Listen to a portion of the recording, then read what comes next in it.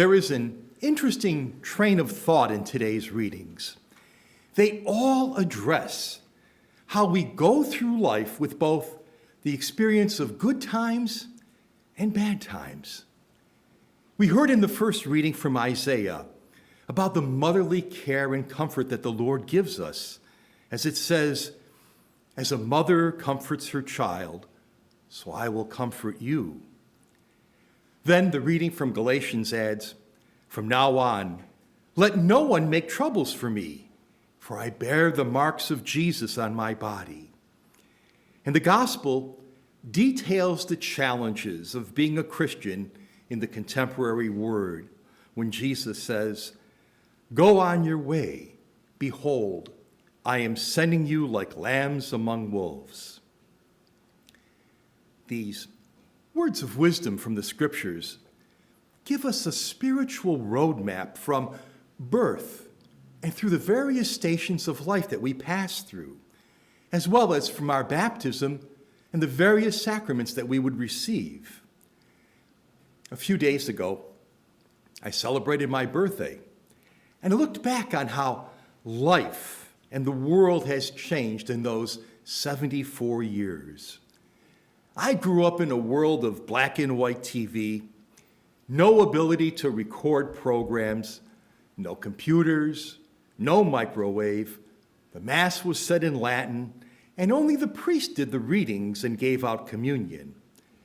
So much has changed over those years, including the color of my hair and beard. And tomorrow, we will celebrate America's birthday on Independence Day, the 4th of July. And I also took some time to look back on how the United States has changed over the past 246 years.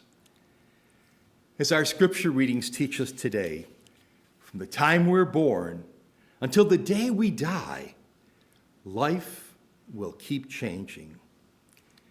And some of those changes will be good, while others not so good.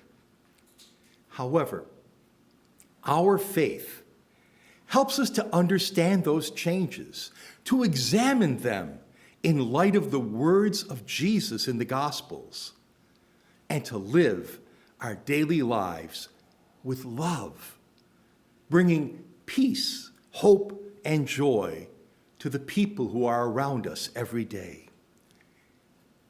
When I was a child, we lived in East Buffalo. We went to St. John Canty Parish, and there was a set of railroad tracks 50 feet away from our house. I was fascinated with trains and their power to haul tons of products across the rails and into our stores. And of course, I treasured those days when we took trips out of town on an Amtrak train. Maybe that is why, some years later, someone gave me a story that was entitled "The Train of Life."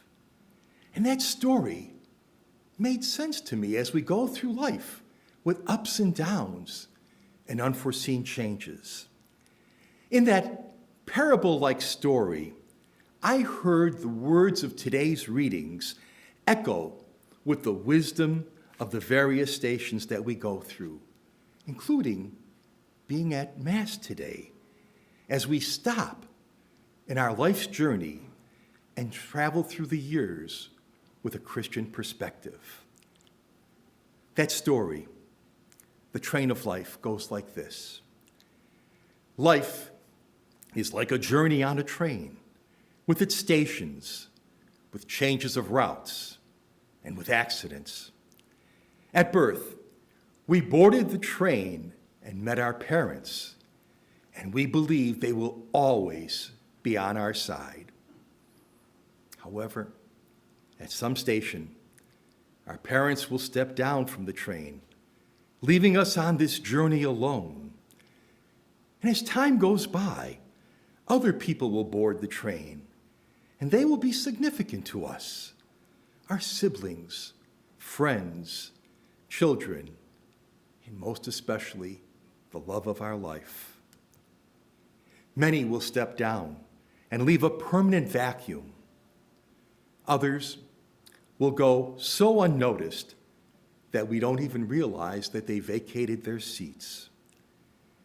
This train ride will be full of joy, sorrow, fantasy, expectations, hellos, goodbyes, and farewells. Success consists in having a good relationship with all the passengers, requiring that every day we give the best of ourselves.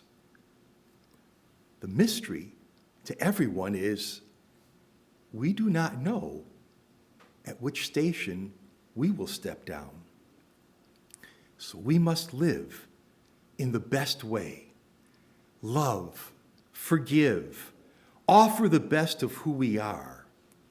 It's important to do this because when the time comes for us to step down and leave our seat empty, we should leave behind beautiful memories for those who will continue to travel on the train of life without us.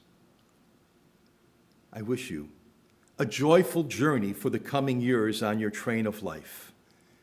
Reap success, give lots of love, and be happy.